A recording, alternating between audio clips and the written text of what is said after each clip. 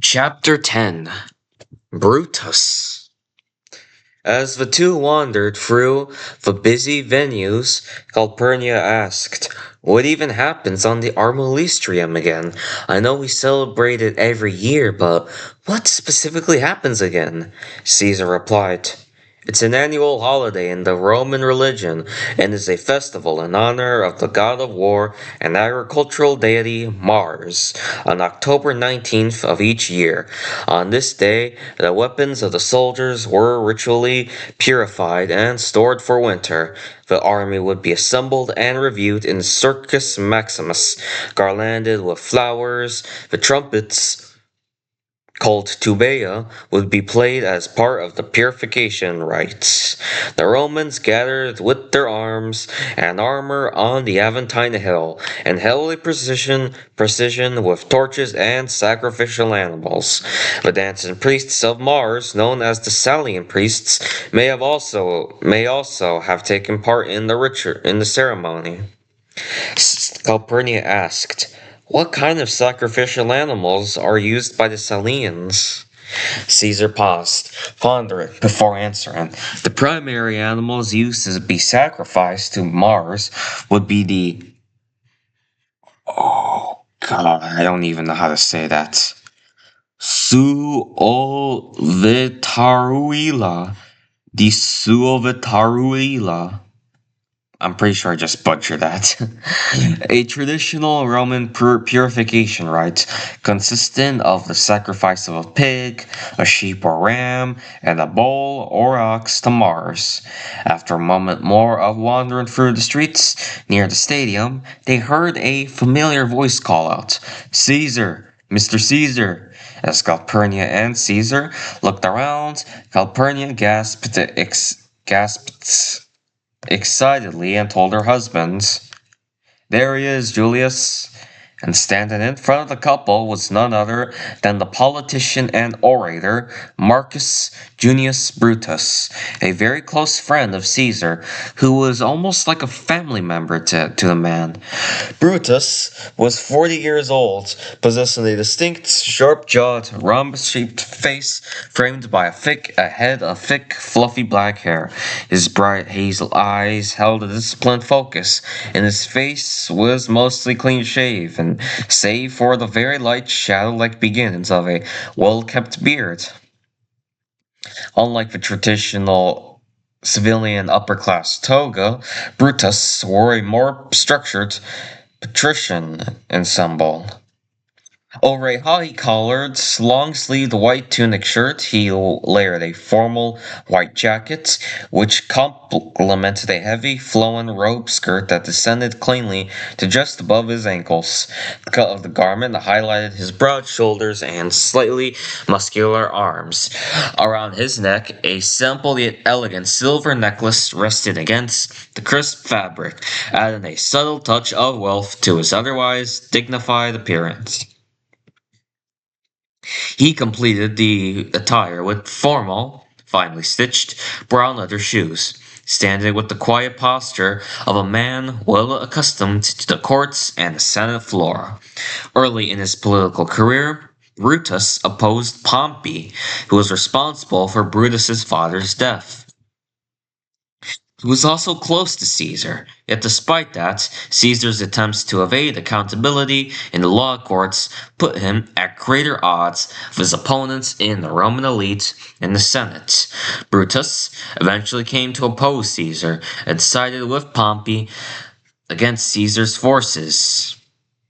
During the ensuing civil war, Pompey was defeated at the Battle of Pharsalus in 48 BCE, after which Brutus surrendered to Caesar, who granted him amnesty.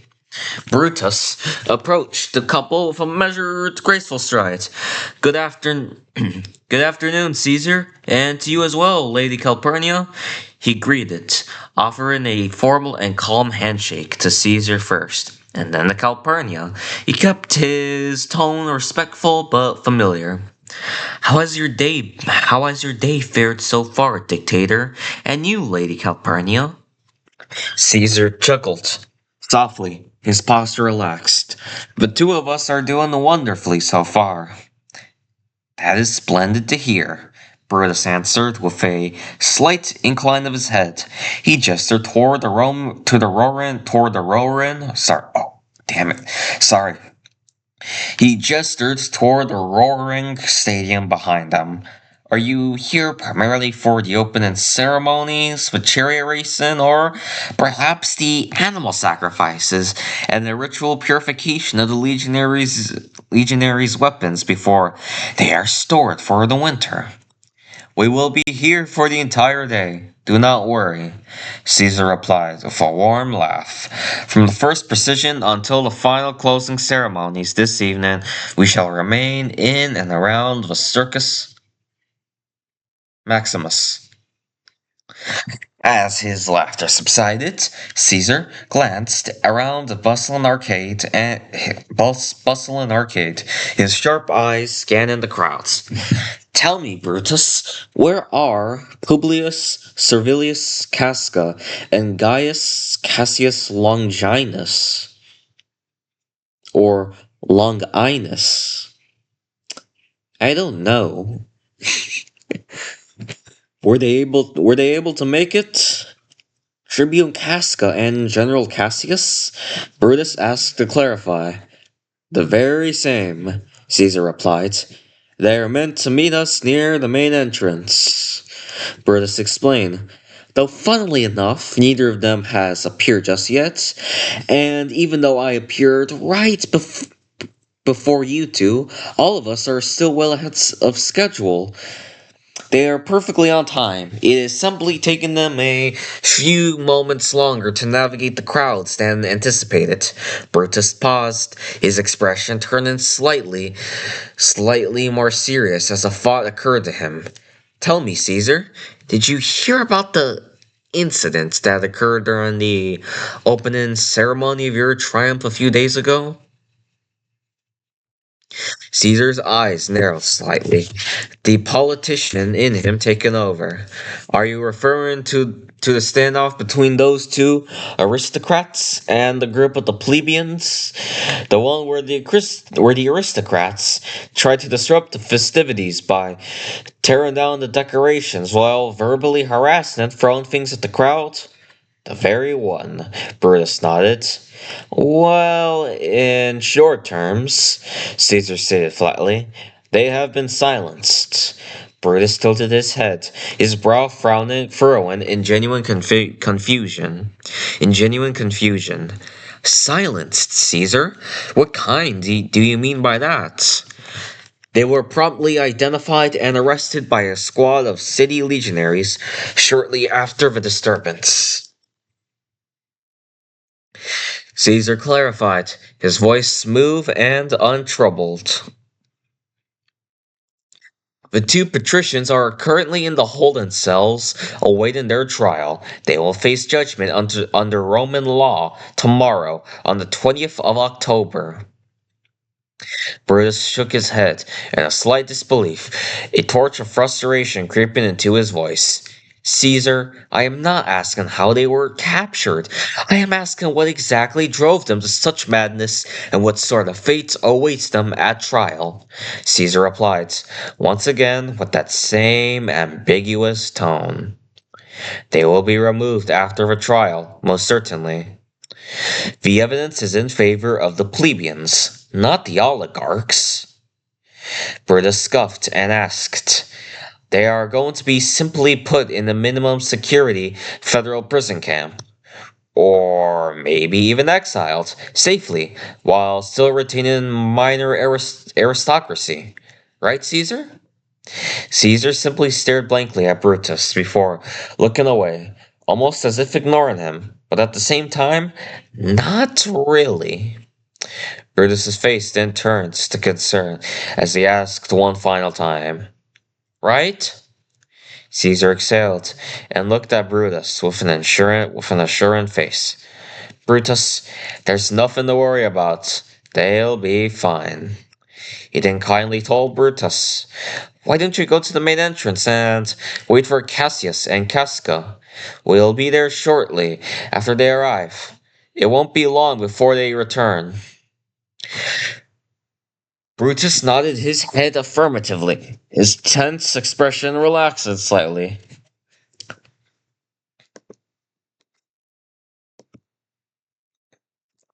Understood, Caesar. I will head down to the main entrance now and make sure I am there to guide Cassius and Casca when they finally arrive. Caesar smiled warmly, offering a final nod of approval. I appreciate your effort, Brutus. We shall see you inside the stadium shortly.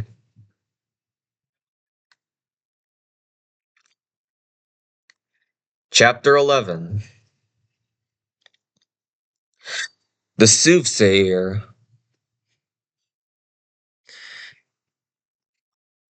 Calpurnia looked over at him as they walked, the heavy thrum of the stadium growing louder in the distance.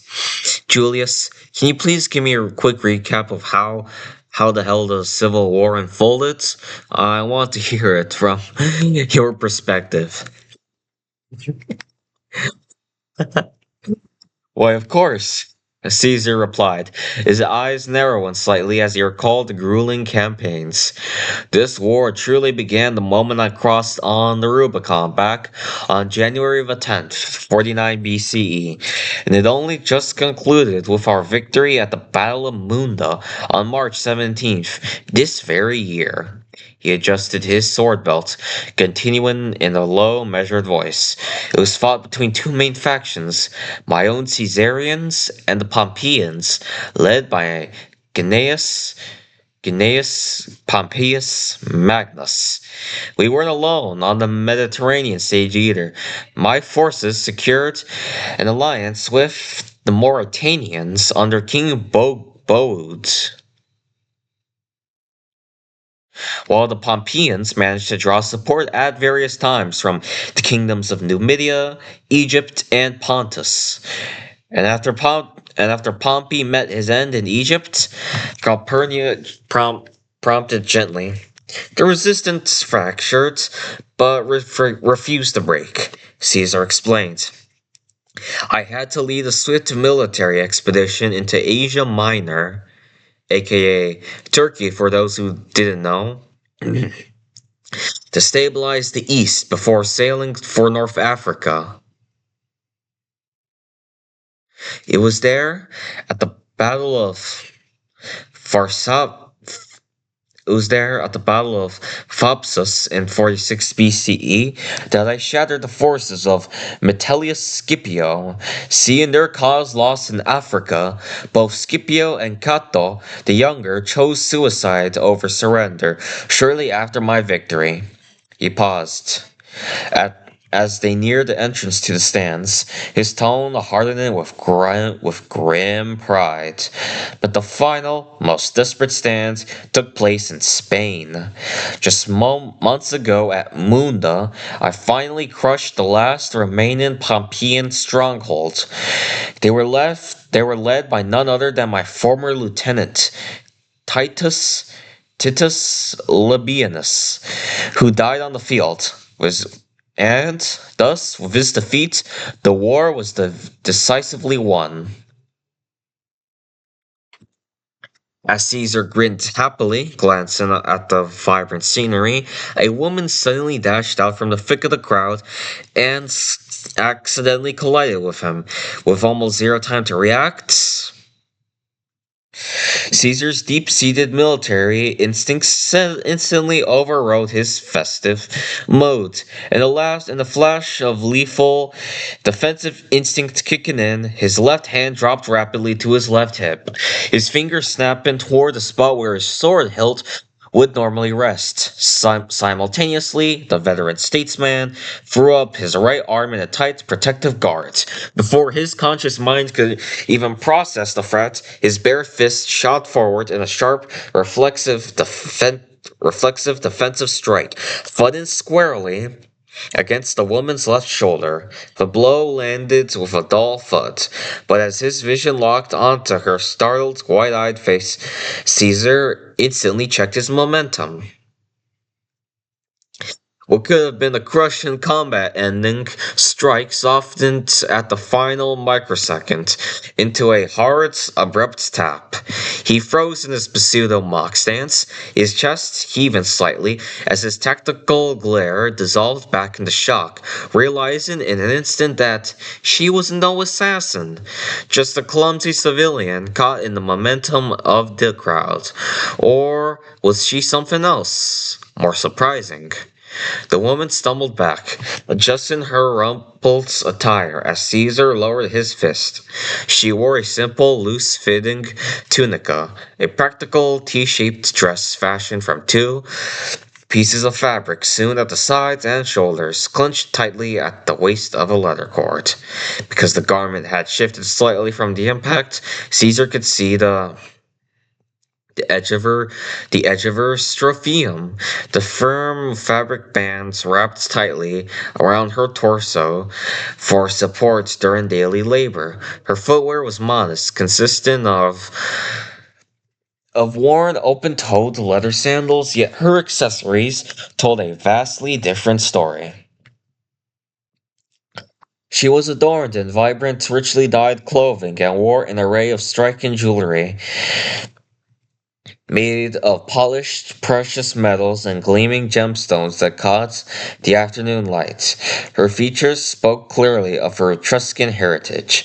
She possessed a lean, graceful frame, sun-warmed skin, a prominent regal nose, and a crown of thick, dark curls. She was far from a typical Roman plebeian, leaving Caesar to wonder if she was merely clumsy or something else entirely. Regret instantly hit Caesar as he saw her trembling. Madam, forgive me. Calm down, please. You don't need to be frightened. I can help you, he assured her, his booming, commanding voice softening into a tone of genuine concern. What seems to be the problem? I am a statesman, the leader of Rome itself. Tell me slowly what has happened, and I promise to see it resolved. The woman caught her breath, her dark eyes locking onto his with terrifying intensity. I am a soothsayer, she whispered, her voice carrying the ancient rhythmic cadence of Etruscan fortune tellers. And it is not I who requires saving, dictator. You are in far more danger than you realize. Caesar frowned, leaning in slightly. He cast a quick, warning glance at his wife. You can speak freely here. It is entirely safe, he whispered to Calpurnia. And neither will you breathe a word of this, my love. Turning back to the woman, he asked, what is this great danger? Hey, what's up, danger? Hey, what's up, Hey, what's up, Oh, shit, sorry. Let me try it again. Hey, what's up, danger? Hey, what's up, danger? Oh, hey, what's up, danger? It's a Spider-Man Into the Spider-Verse reference. What's up, danger? Okay, that was really stupid. Okay. Let's continue on, shall we? The soothsayer took a sharp breath. Beware the ideas of March. March 15th of the coming year. The 15th of March? Caesar questioned, a faint amused smile playing on his lips. Now what exactly am I to expect on the ideas? You will be attending a crucial Senate meeting, she warned, her voice rising in desperation. A meeting where you expect to be officially named King of Rome. Caesar chuckled, shaking his head. Well, I appreciate the advance notice, I must admit. While I prefer the title of dictator, king does sound a bit more empathetic, less rough on the ears. No! The soothsayer cried, scowling at his levity. You do not understand. Furthermore, Caesar continued, smoothly, completely ignoring her outburst. While I do have a grueling schedule of senatorial briefings ahead of me, I haven't actually scheduled a session for the 15th. or at least yet. So thank you for the scheduling tip. No matter what you have planned, you must not go, she affirmed, grabbing the air between them. If you enter that meeting, you will meet your untimely demise, and the Republic will die with you, collapsing into a true autocracy. Tell me, dictator, have you not been secretly planning a massive invasion of the Parthian Empire? Caesar caught his breath, a strike of genuine shock breaking through his calm facade. It was a closely guarded state secret that, though he rationalized that a truly skilled seer might pick up on the shifting tides of the military. Stepping back to secure a safe distance between them, he kept his voice low. I have, he admitted carefully. I plan to launch a campaign next year to secure Dacia, however the hell it's even pronounced. Dacia, or whatever, in the Transylvania regions, and then push deep into the Middle East and Central Asia. I am targeting the Parthian Empire and the Dacian kingdom under King Borabista of the Dacian tribes, mobilizing 16 legions, 10,000 cavalry, and a massive force of auxiliary infantry. Then hear me, Caesar! The soothsayer cried despondently, because you are amassing your legions and plan to leave the city. The conspirators among you know their window is closing. They know they must assassinate you before you depart, because once you are at the head of your army, you will be entirely out of their reach and crowned in too much military glory to touch. Caesar's eyes widened, a cold chill cutting through his armor. Assassinated? Me?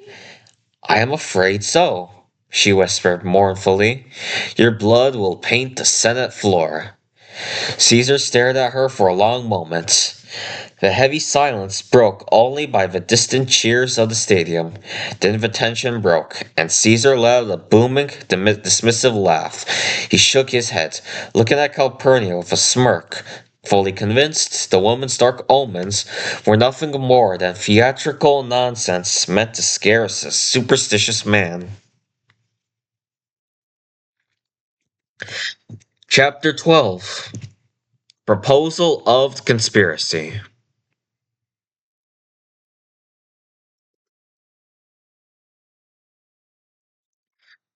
Publius Servilius Casca was a Roman general and senator who was a close second in command to Caesar.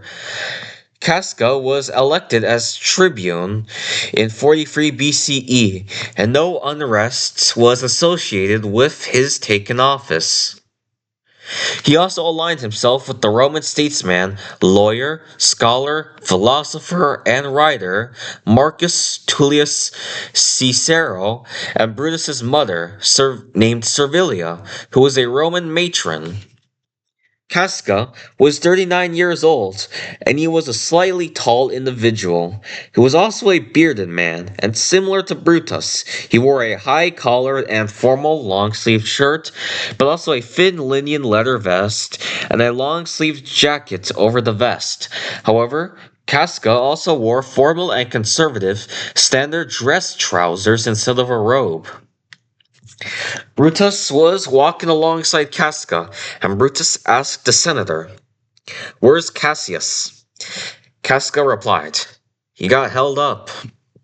Brutus said, "The streets have been cleared by legionaries for security order to the Circus Maximus." "There's no way he could have gotten lost." Brutus asked, "You can tell me if he..." Casca admitted blatantly. Cassius didn't want to show up. Brutus asked, "Is he still..." Casca admitted blatantly. Cassius didn't want to show up. Brutus asked, "Is he still..." Casca replied, "Most certainly yes. His personal resentment towards Mr. Caesar isn't going anywhere anytime soon." Brutus asked, "May I inform Caesar that Cassius didn't want to show up?" Casca replied, "It's okay, Brutus. I'll tell him. It's fine. After a moment of silence, Casca told Brutus, Hey, speaking of Cassius, we're doing a little conspiracy against the state, shall we say? Brutus asked in disbelief. A conspiracy? Caesar replied, Yes, but you mustn't tell anyone about this conspiracy if you join it. Only us, the liberators, can discuss and plan this very conspiracy. Brutus asked, The liberators? Casca replied, Yes, that's what we will call ourselves, because we are cleansing this nation from the tyranny controlling it. Casca replied, And to be more specific, our conspiracy is more than just targeting the states. We're out to get Caesar type of people, Brutus. Brutus asked, Pardon? Casca replied, Caesar type of people. Autocrats and tyrants who only benefit from themselves, while the people suffer in poverty. Brutus asked, Caesar type? That doesn't make any sense. The patricians have heavily been weakened by their political power from the Senate. Political corruption from patrician senators is close to non-existent. Pompey is dead. The Pompeians are defeated. Gallic resistance is defeated.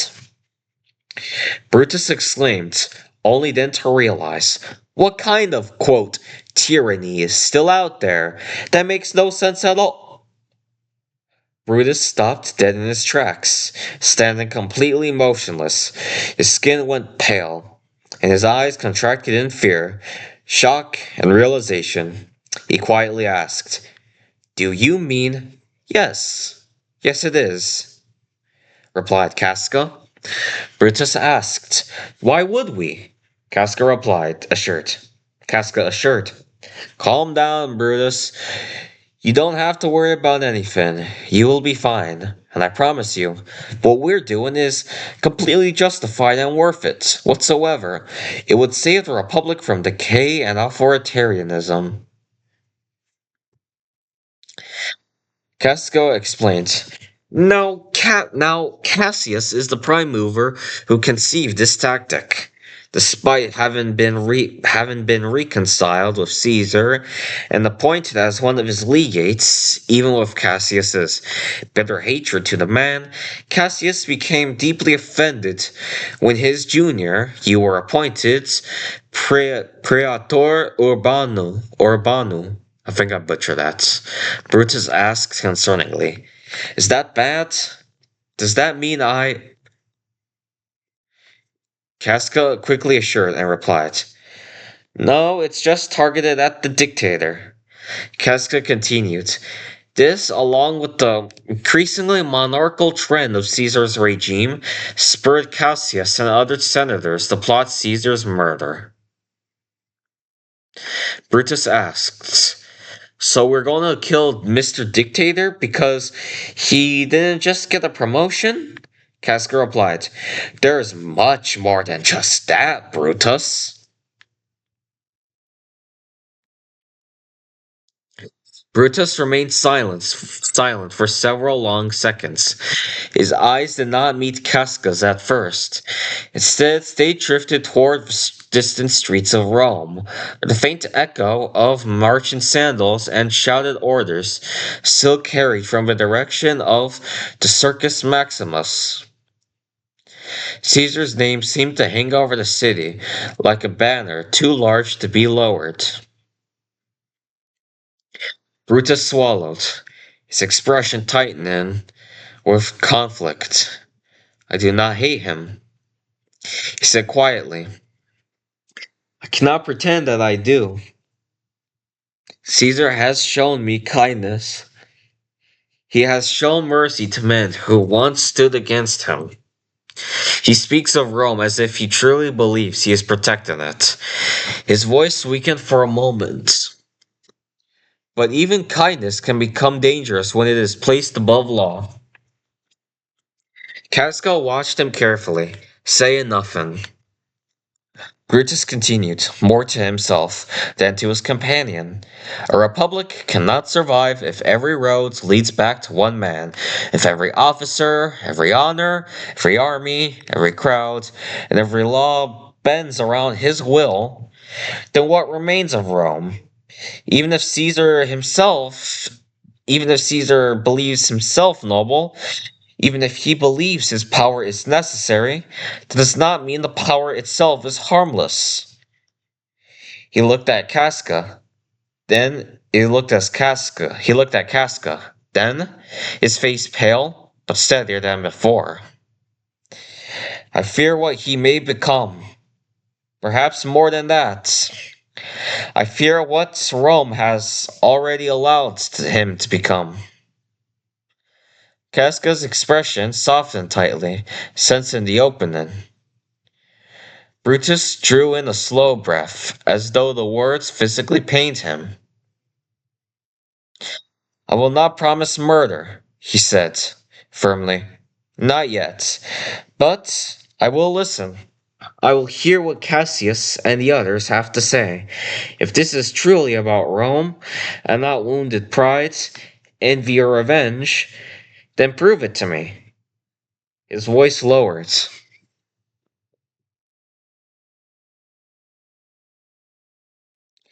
Because if Caesar must fall, then he must fall for the Republic. Not for Cassius, not for the Senate's vanity, not for the not for the bitterness of men who lost power. For Rome alone. Casca studied Brutus for a moment before folding his arms around his chest. The older senator seemed relieved that Brutus had not immediately rejected the idea outright. That is all Cassius wants, Casca replied. A fair hearing. He knows you are not the sort of man who can be pushed into something like this. Frankly, if you agreed immediately, I would be worried. Brutus managed a weak smile, though it vanished almost as quickly as it appeared. His thoughts were racing. The very idea felt impossible. Julius Caesar was not merely the dictator of Rome. He was the man who had dominated the Roman politics for over a decade. He was the conqueror of Gaul, the victor of the Civil War, the most celebrated living man. To even discuss his death felt absurd. Yet the conversation refused to leave his mind. The image of Caesar sitting in the Senate surfaced in his thoughts. Then came another image, Caesar's face stamped upon silver coins. The endless statues, the honors, the perpetual dictatorship, the cheers of the crowds, the growling sense that Rome revolved around one man. Brutus exhaled slowly. What does Cassius intend to do? He asked quietly. Casca shrugged. Talk, talk, plan, convince others. Nothing happens overnight. Brutus nodded, though the answer provided little comfort. For several minutes, neither man spoke. Around them, the city continued to move. Merchants, in distant streets, somewhere, a dog barked. The warm autumn winds carried a faint sounds from the direction of the Circus Maximus. Then, unexpectedly, Casca clapped a hand against Brutus's shoulder. Come now, he said casually. You look as though Jupiter himself descended from Olympus and announced the end of the world. Brutus blinked. Casca chuckled. You've got time to think. Nobody expects you to decide the fate of the Republic this afternoon. He gestured toward the distant sounds of the celebration. Let's go see the chariot racing. Caesar's triumph only comes around once. Brutus stood motionless. The words conspiracy, republic, Caesar, and murder continued to echo through his mind. The world around him suddenly felt different. as though a curtain had been pulled back and revealed something dark lurking behind the grandeur of Rome. Casca had already begun walking ahead before noticing Brutus hadn't moved. Brutus, the younger senator, finally looked up. After one last moment of After one last moment of stunned silence, he slowly nodded and followed after him, still trying to comprehend everything he had just heard. Chapter 13.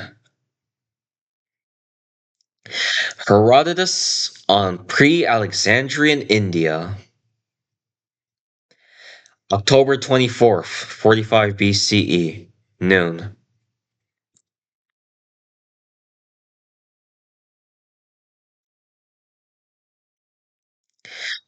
Just beyond the weathered tufa stone of the Servian walls, the chaotic roar of Rome dissolved into the gentle, sun-dappled quiet of a sprawling apple orchard.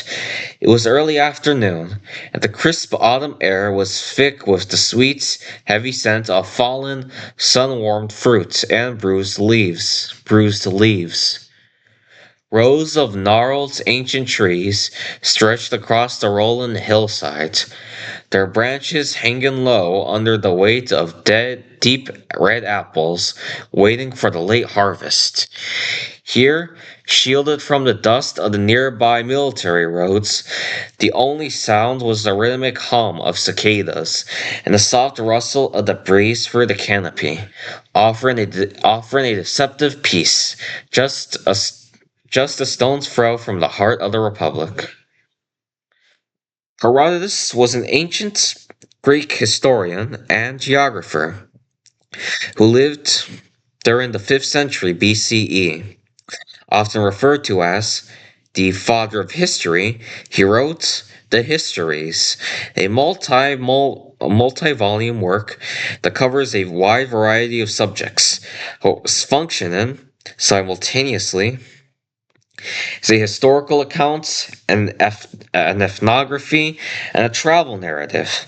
However, the histories also contains extensive information regarding the political, social, cultural, geographic, and institutional characteristics of numerous regions and peoples throughout the known world. One of the many subjects covered by Herodotus was India. In histories, Herodotus wrote about Sycolex of Carianda, a Greek explorer and writer of the Achaemenid Empire during the late 6th and early 5th centuries BCE. His writings are lost, though occasionally they are cited or quoted by later Greek and Roman authors. Brutus shifted slightly beneath the shade of the apple tree, allowing his back to rest more comfortably against the rough bark.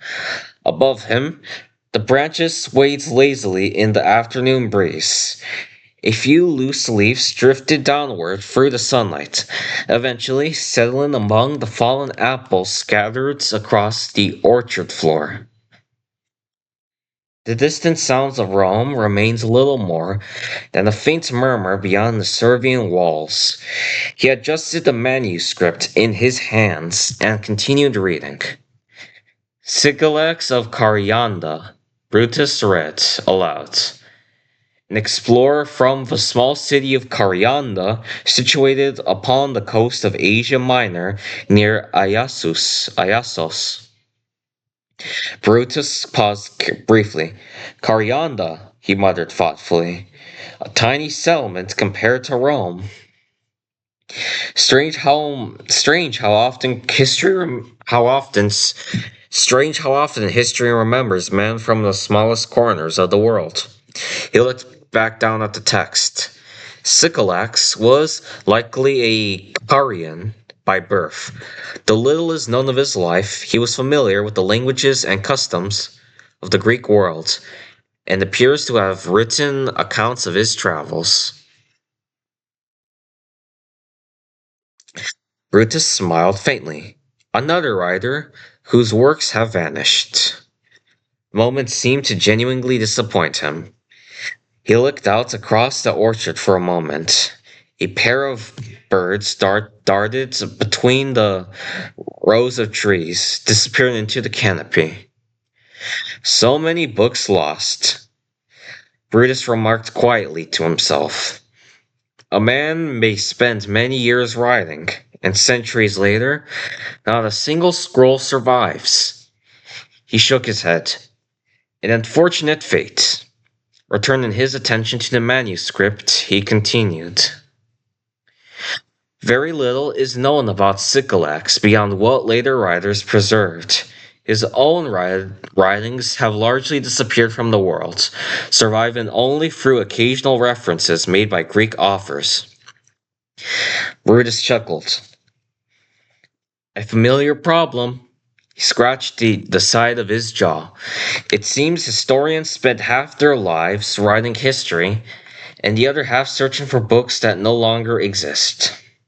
The breeze picked up slightly. Somewhere deeper, within the orchard, an apple struck the ground with a dull thud. Brutus ignored it. He was becoming increasingly interested in the passage. His eyes continued to move down the page. Herodotus records that Sycorax was commissioned by the great King Darius I of Persia, who ruled the Achaemenid Empire from 522 BCE until 486 BCE. Brutus nodded. Darius. Even centuries later, the name carried weight. The Persian king had ruled one of the largest empires the world had ever seen. From Egypt to Central Asia, from the Aegean Sea to the distant East, an empire so vast that most Romans could scarcely imagine its true scale. Brutus continued reading aloud. At the command of Darius, Sycorax journeyed eastward and sailed down the course of the Indus River. Brutus lifted his eyebrows. The Indus. He repeated the name slowly. The river seemed almost mythical to him. He had never seen it. Very few Romans had. To most people living in Italy, India existed almost as a distant rumor at the edge of the known world. A place associated with exotic animals, spices, gold, precious stones, and immense distances. Brutus turned another page. The manuscript creaked softly. Hold on, guys, just give me a moment. Brutus turned another page.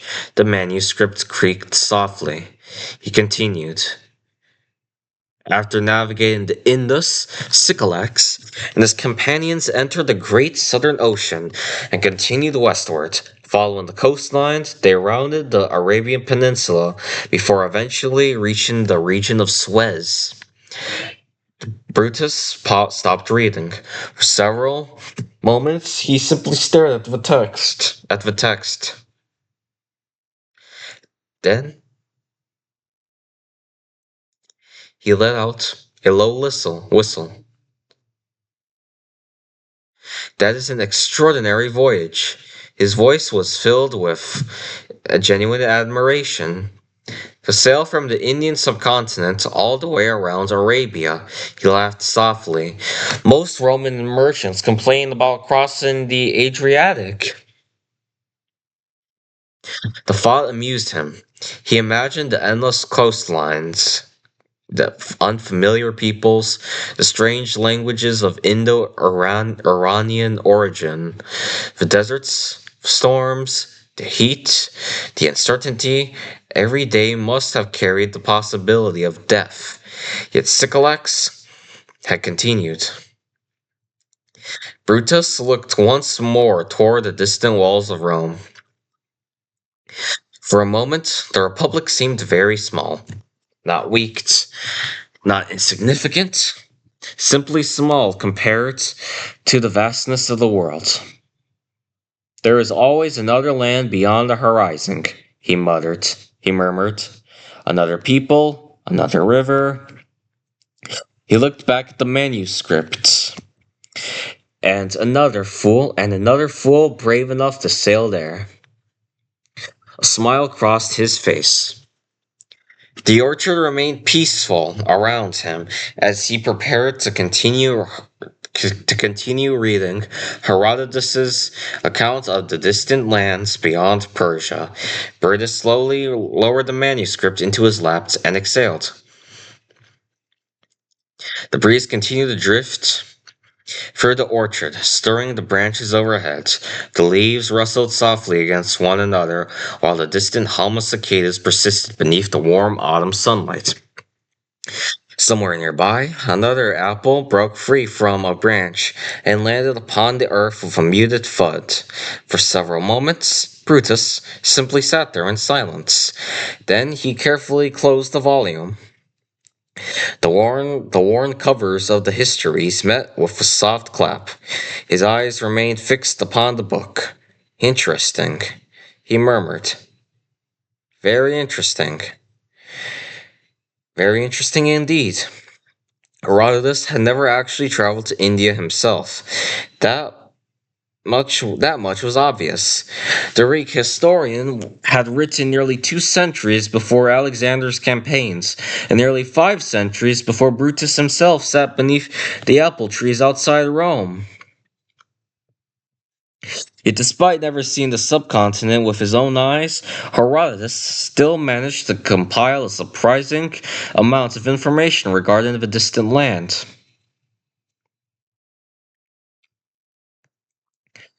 Brutus rested one hand upon the closed manuscript.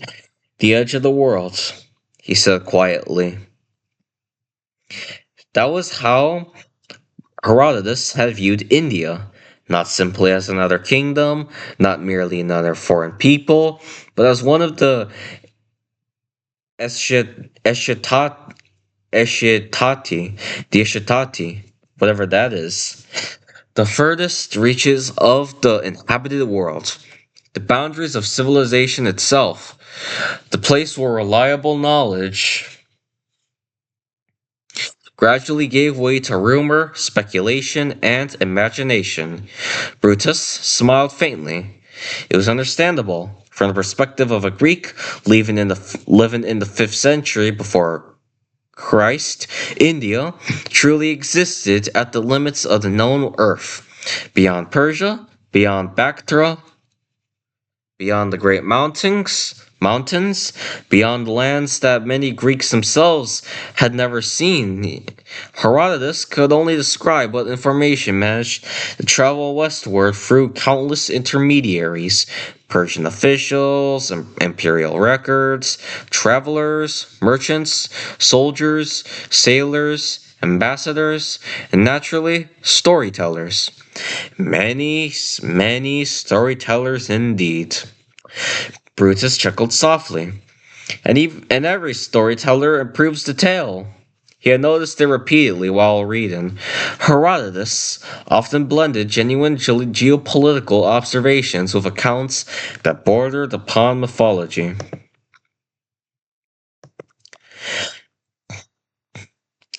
Entire peoples were described in strange and unusual ways. Animals grew larger than life, distances expanded, marvels multiplied. The further east one traveled in the narrative, the stranger the world seemed to become. Yet Brutus found it difficult to blame the historian.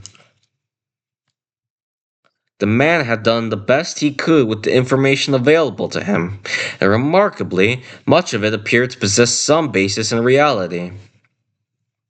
Herodotus understood that India existed. He understood that it was vast. He understood that it was populated by numerous peoples with different customs and languages. He understood that it fell, at least partially, under Persian influence. He understood that it possessed enormous wealth, gold, exotic animals, agricultural abundance, dense populations. All of these details appeared repeatedly throughout the account. Not bad for a man who had never crossed the Indus himself. Quite impressive, actually. Brutus admitted aloud. The breeze shifted the direction. The scent of apples and earth filled the air once more. He looked toward the distant Servian walls rising above the countryside. The world seemed larger now. Rome dominated the Mediterranean. Caesar had conquered Gaul. Pompey had campaigned in the east. Carcassus had marched toward Parthia. Yet, there were still lands beyond Rome's reach. Still rivers that few Romans had ever seen. Still kingdoms that existed only as names upon maps and fragments within books. India remained one of them. Brutus looked down at the closed volume again. Herodotus may not have known everything, he said. Far from it. He smiled. But he knew enough to make a man curious. That Brutus' thoughts might be the highest compliment one could offer any historian. Not certainty, not perfection, curiosity. The desire to learn more, the desire to continue reading. The desire to understand what lay beyond the horizon. Brutus slid the manuscript back into his satchel. Above him, the branches swayed gently. The afternoon sun filtered through the canopy in golden shafts of light. For a few moments, he remained seated beneath the tree, listening to the orchard breathe around him. Then he rose to his feet. Book 4 of the Histories had come to an end, and with it, another glimpse into a world far larger than Rome. Adjusting the satchel upon his shoulder, Brutus cast one final glance toward the distant city. Then he began making his way toward the road, leaving the orchard behind as the autumn breeze continued to whisper through the trees.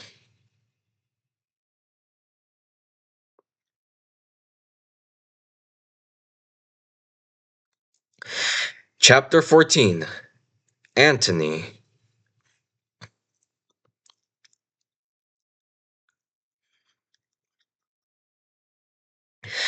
Peaceful silence of the orchard. After Brutus finished reading, lasted only a few moments before Brutus had risen from beneath the apple tree. The autumn breeze continued to drift through the branches overhead, carrying with it the scent of ripe fruits and freshly turned soil. The distant sounds of Rome remains a little more than a muffled murmur beyond the Servian walls. Brutus had only managed to cut a dozen paces down the hillside's path before another sound joins the afternoon air. Hoofbeats, slow, measured, unhurried, Brutus turned slightly toward the source. Emerging from between two rows of apple trees came a mounted rider. The Berber horse, whose name was Athena,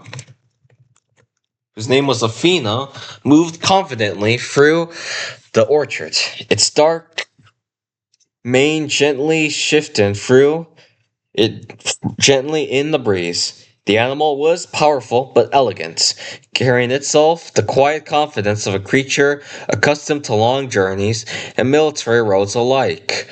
The rider stood atop Athena, was instantly unrecognizable. Publius Servilius Casca. Casca guided the horse between several fallen apples before pulling lightly on the reins. The animal slowed to a halt only a few yards away from Brutus. For a moment, neither man spoke. Caesar looked down from the saddle. I mean. Casca looked down from the saddle. Brutus looked up at him. Then Casca broke the silence. Reading again? Brutus smiled faintly. Naturally. Casca glanced toward the leather satchel hanging from Brutus's shoulder. Herodotus? Yeah, yes. Casca sighed dramatically. Gods preserve me. Brutus laughed. What? What? Every time I find you, you're either reading Greek historians or philosophilize, oh hell, how do you say that? Philosophizing,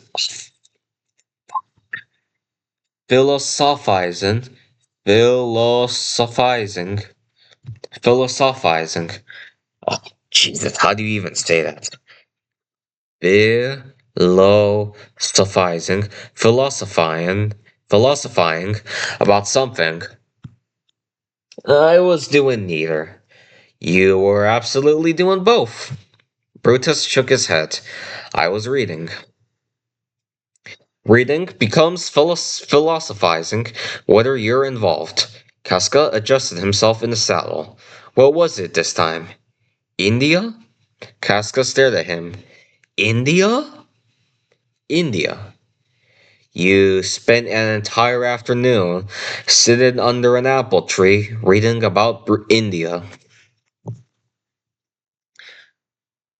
Son thinks he's Isaac Newton. Okay,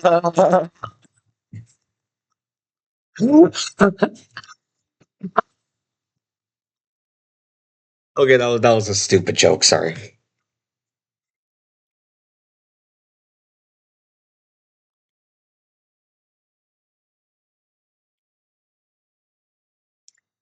Reading becomes philosophizing, whenever you're involved. Casca adjusted himself in the saddle. What was it this time?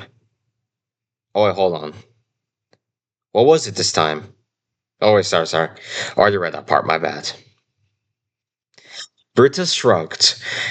It was surprisingly interesting. Casca looked genuinely convinced. I think I'd rather get kicked by my horse, Athena. The response earned another laugh. Another laugh from Brutus. For several moments, the two men simply stood beneath the trees. The breeze moved through the orchards. A bird darted overhead. Somewhere farther down the hillside, a farmer shouted something to another worker. Eventually, Casca leaned forward slightly. His expression shifted. Not dramatically, just enough for Brutus to notice. Brutus, yes? Do you remember Antony? Brutus blinked. The question seemed almost random. Of course I remember Antony. Casca nodded. I figured. Brutus folded his arms. Why ask? Casca shrugged. No particular reason. Brutus immediately recognized that was a lie. No particular reason? No. Casca. Casca? What? You never ask random questions. Casca smirked. Perhaps I'm trying something new. Brutus stared at him. Casca stared back. Several seconds passed. Finally, Brutus sighed. Fine. He adjusted the satchel on his shoulder and looked toward the distant city. Yes, I remember Antony. His expression became thoughtful. Most of Rome remembers Antony anyways. The name alone carried weight. Marcus Antonius, soldier, politician, general, one of Caesar's closest supporters. Next to Casca. Oh, sorry, I made a typo. Sorry. One of Caesar's closest supporters. Just ignore the last part of that sentence. My bad. What I just said, I misspoke. Sorry, I misspoke. Sorry, my bad. One of Caesar's closest supporters. One of the most recognizable men in the Republic. Brutus slowly began walking back. began walking down the path once more, and Casca gently nudged his horse forward to accompany him. He is a relative of Caesar, Brutus said, and one of his most loyal allies. Casca nodded. That much everyone knows, Brutus continued. Antony spent years serving under Caesar during the conquest of Gaul. While most senators sat comfortably in Rome debating politics, Antony was marching through forests, crossing rivers, besieging fortifications, and helping Caesar build the army that ultimately conquered the region. Athena's Athena's hooves crunched against sorry, Athena's hooves crunched softly against the dirt path beside them. Brutus continued speaking. During the Gallic campaigns, Antony proved himself capable enough as both an officer and commander. Caesar trusted him. That's putting it mildly. Caesar remarked. Brutus nodded. True. A faint smile appeared. Caesar trusts very few people. The two continued down the hillside. The afternoon sun filtered through the branches above them, casting moving shadows across the path. When the Civil War began, Brutus continued, Antony remained loyal, unlike Pompey, unlike Pompey, unlike the Senate, unlike much the Senate. Casca chuckled. Fair enough. Brutus glanced toward Rome again. When Caesar crossed the Rubicon, Antony crossed it with him.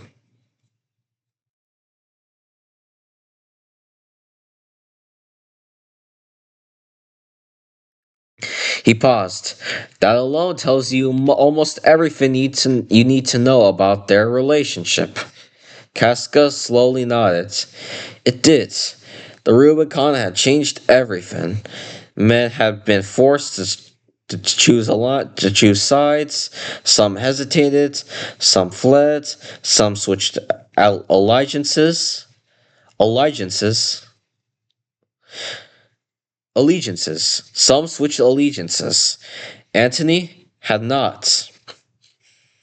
He followed Caesar immediately, without hesitation, without compromise, without apology. Brutus continued. As Caesar moved eastwards to eliminate his political opponents in Greece, North Africa, and eventually Spain, Antony was entrusted with the administration of Italy itself. Casca raised an eyebrow. A significant responsibility. A massive responsibility. Brutus's voice, my bad, remained calm and measured. Caesar left Italy in Antony's hands, while he dealt with Pompey and the remnants of the Republican resistance. The two men continued walking beneath the apple trees.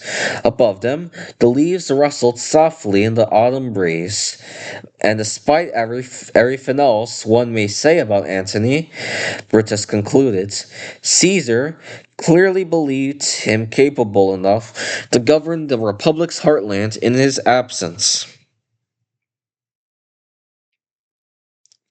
Casca remained silent for several moments. Then he smiled faintly. Interesting. Brutus glanced sideways at him. Interesting. Very. Why? Casca simply grinned. Because Antony is exactly the sort of man people underestimate. The statement The statement lingered in the air as the two continued down the orchard path toward distant roads leading back to Rome. Casca's grin faded as the two men continued down the orchard path. For several moments, he remained silent, as if weighing whether to continue the conversation at all. The horse walked calmly beside them. occasionally lowering its head towards the grass before being guided back onto the plain. Finally, Casca spoke again. Speaking of Antony, Brutus glanced toward him. Yes? Casca let out a dry chuckle. You missed quite the spectacle during the gladiatorial game yesterday. Brutus immediately looked interested. What happened? Brutus folded his arms. That explains absolute. Sorry, hold on. Brutus immediately looked interested. What happened? Casca shook his head. Antony happened. Brutus folded his arms. That explains absolutely nothing. It explains more than you think. The horse's hooves crunched softly against the dirt as Casca continued. Antony stood before the crowd and offered Caesar a crown. Brutus stopped to walking. A crown? A crown.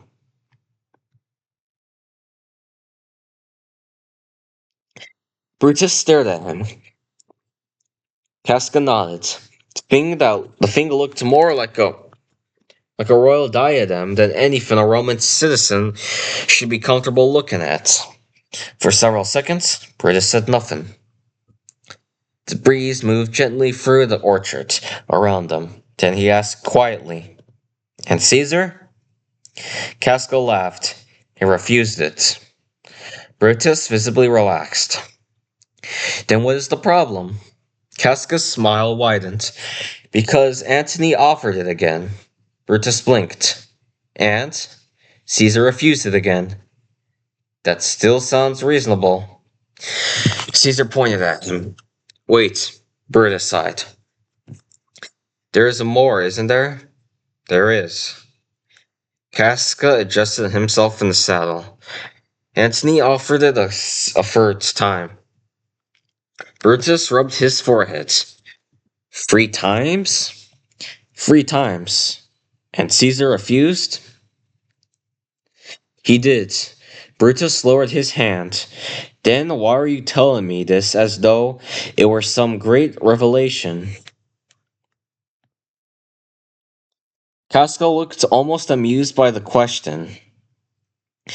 Because each refusal became less convincing. That immediately caught Brutus's attention.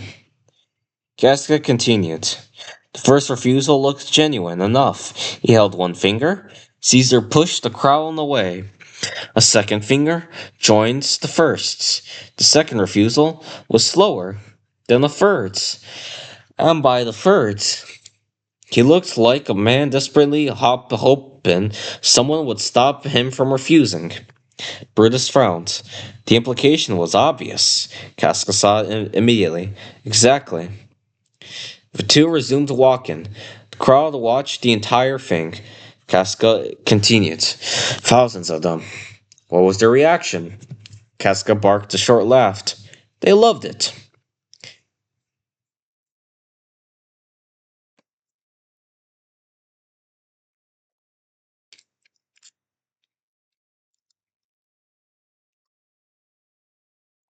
Brutus raised an eyebrow. Loved it? They applauded. For refusing the crown? For refusing the crown. Casca shook his head. The louder Caesar rejected it, the louder they cheered. Brutus considered that. It made a certain sense. Romans hated kings. The Republic had spent centuries defying itself against monarchy. The expulsion of the Knight of the Kings was one of the foundational stories of Rome itself. A man rejecting the crown was exactly what the people wanted to see. Casca continued. They shouted, they cheered, they waved their arms. They practically worshipped him for refusing it. And Caesar enjoyed this? At first, Casca's expression darkened slightly. Then the crowd kept applauding the refusal instead of demanding he accept it. Brutus looked up. What do you mean? Casca laughed bitterly. Come on now. Brutus, you are intelligent. The implications settled heavily between them. Caesar had not wanted the applause. He had wanted the insistence. He had wanted the crowds to begin to beg him to take the crown, to force it upon him, to make him appear reluctant, to make the decision look like the will of the people rather than his own ambition. But instead, the people had cheered every rejection. They cheered Caesar for remaining a Roman rather than becoming a king. Casca shook his head. And that, he said quietly, seemed to irritate him. Brutus said nothing.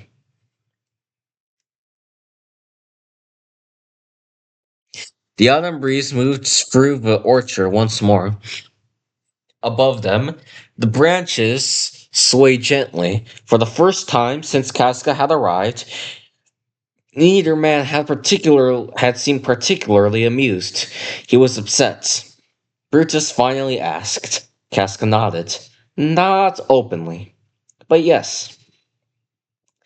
The horse snorted softly beside them. Casca looked towards the distant silhouettes of Rome. Every time the crowd applauded another refusal, he looked less pleased. Brutus followed his gaze toward the city. The Republic stood beyond the serving walls, ancient and proud beneath the afternoon sun. Yet Casca's words lingered uncomfortably in his mind. Free offers, free refusals, and the crowd that had celebrated the refusals more enthusiastically than the crowd itself. Neither man had spoken for several moments as they continued walking beneath the apple trees. The only sounds were the winds, the leaves, and a slow, rhythmic rhythm of hooves against the orchard path.